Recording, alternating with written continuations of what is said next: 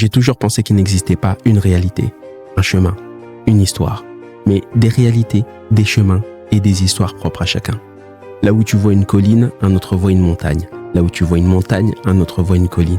Nos histoires sont faites de décisions, de victoires, de déceptions et bien plus encore. Alors, c'est quoi ton histoire? Ce n'est pas parce qu'on ne dit pas la même chose qu'on ne peut pas se comprendre. Tout commence par un échange. Puis vient l'inspiration, l'identification, la prise de conscience et l'évolution. Et maintenant, découvrons ensemble chaque histoire.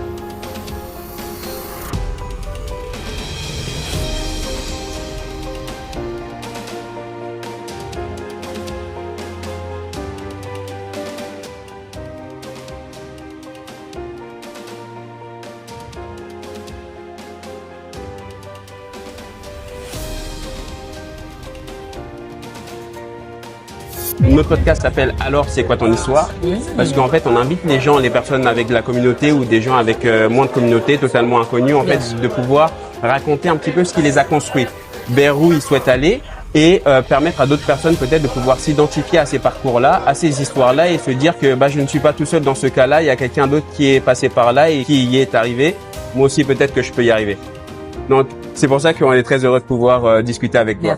Qu'est-ce qui te fait te sentir exister aujourd'hui?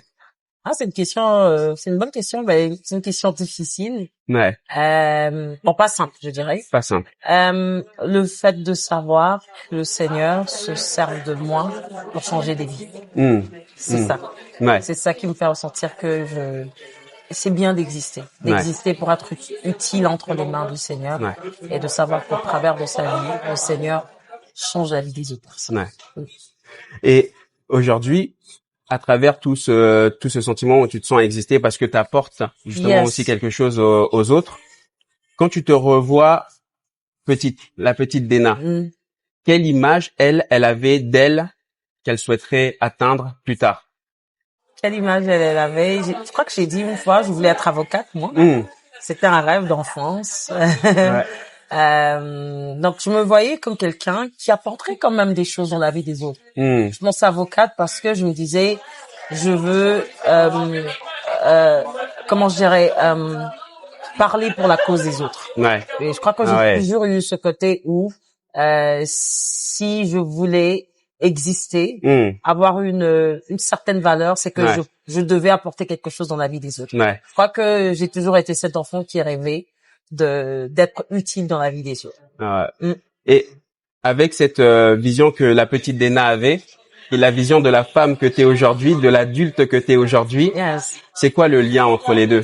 Quelle est l'association que tu fais entre la vision que la petite Déna avait et l'adulte que tu es aujourd'hui? La joie que j'apporte autour de moi.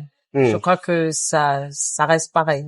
Peut-être moi le rêve c'était avocate, mais j'ai vu qu'aujourd'hui le Seigneur fait de moi une intercesseuse pour la vie des autres, une personne qui ramène de l'espoir dans les cœurs des autres, et je pense que ça reste la même chose. C'est beau. C'est très beau. Ça c'est vrai. Vous le dites et je revois ça dans mon esprit. Je l'ai jamais vu de cette manière. C'est le but finalement avec ce podcast, permettre aux gens de pouvoir s'interroger sur des questions parfois auxquelles ils n'ont pas forcément pensé. Et même pour ceux qui vont écouter. Super. Aujourd'hui, tout à l'heure, tu l'as dit aussi, que tu as fait pas mal de rencontres. Tu as eu des situations que tu n'as pas forcément étalées pour construire la personne que tu es aujourd'hui, tout comme toutes les personnes ici aujourd'hui. Chaque détail compte. Les rencontres, les situations, etc. Mais il y a des situations et des rencontres qui impactent plus que d'autres. Je suis d'accord. À quoi tu penses quand je dis ça? Ma rencontre avec le Seigneur déjà. Je dirais clairement parce que, comme je dis, ça a changé le cours de mon histoire. Ça a tout changé, ça a chamboulé dans le bon sens.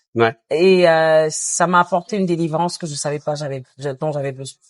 Donc je dirais que c'est déjà la rencontre avec le Seigneur, mais aussi la rencontre avec mon père spirituel m'a permis de ne pas me juger pour qui j'étais et de me considérer et surtout de me regarder avec les yeux de Dieu.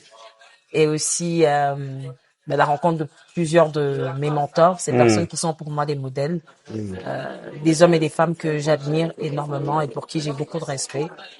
Aussi la rencontre avec mon mari, je dirais, parce que s'il n'avait pas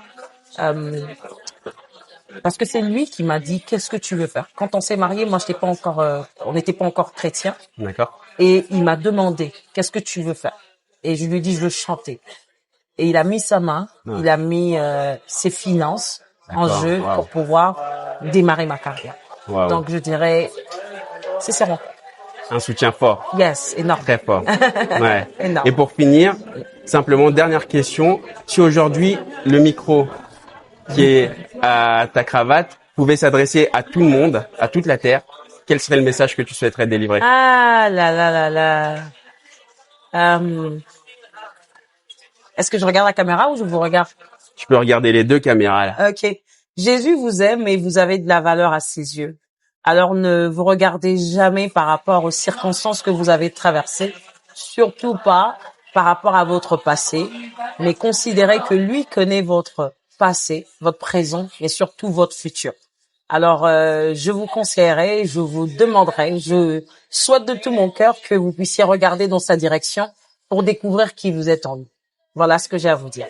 Merci beaucoup. Merci beaucoup. Oui, merci pour ce partage. C'était très intense et court, mais...